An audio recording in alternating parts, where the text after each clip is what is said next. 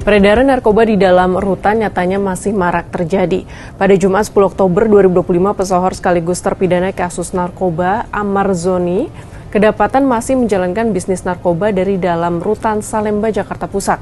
Untuk menjalankan bisnis haramnya itu, dia menggunakan aplikasi Zangi. Dari sini, apa itu aplikasi Zangi dan mengapa peredaran narkoba masih subur di dalam rutan? Saat melakukan razia izin renting tersebut, petugas kami yang atas nama HG mengindikasi ada gerak-gerik mencurigakan pada tersangka atas nama AS. Nah, kemudian petugas kami mendekati, kemudian melakukan penggeledahan. Seperti SOP seperti itu, kita geledah dulu badannya, dan alhamdulillah diketemukan narkoba tersebut. Telah menerima tahap 2 tersangka tindak pidana narkotika berjumlah 6 orang tersangka, di mana salah satunya inisial MAA atau alias AJ yang berprofesi sebagai dahulunya aktor ya, si AZ ini sebagai penampung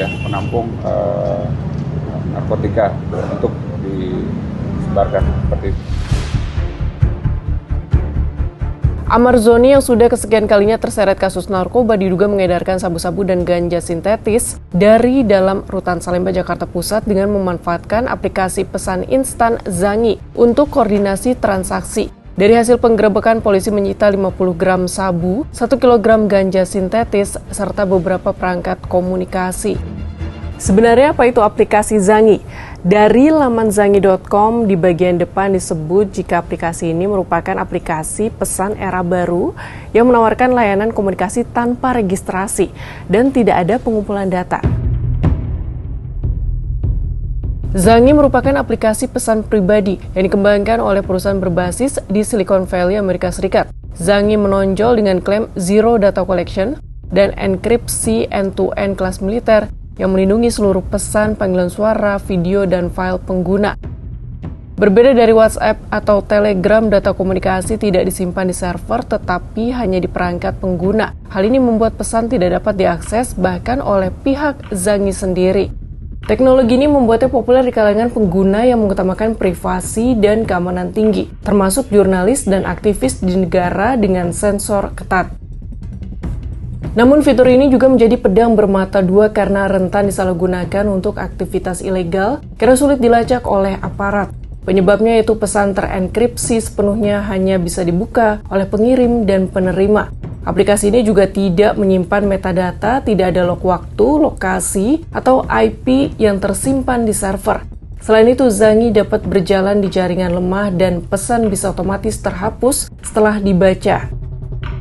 Sekarang kita membahas soal peredaran narkoba yang seakan tidak ada hentinya di rutan dan penjara.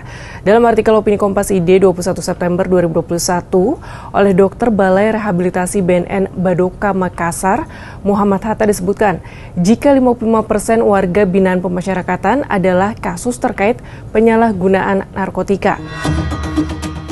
Menurut dia, pecandu dan korban penyalahgunaan narkotika seharusnya direhabilitasi. Namun jumlah pusat rehabilitasi terbatas. Di sisi lain, rehabilitasi juga menghadapi dualisme program terapi.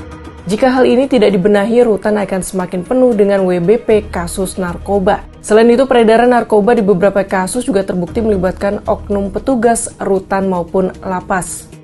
Sahabat Kompas, bagaimana opini kamu terkait penggunaan aplikasi Zangi dalam peredaran narkoba di dalam penjara ini? Dan pengawasan ketat semacam apa yang bisa dilakukan untuk mencegah berulangnya peredaran narkoba di rutan dan penjara?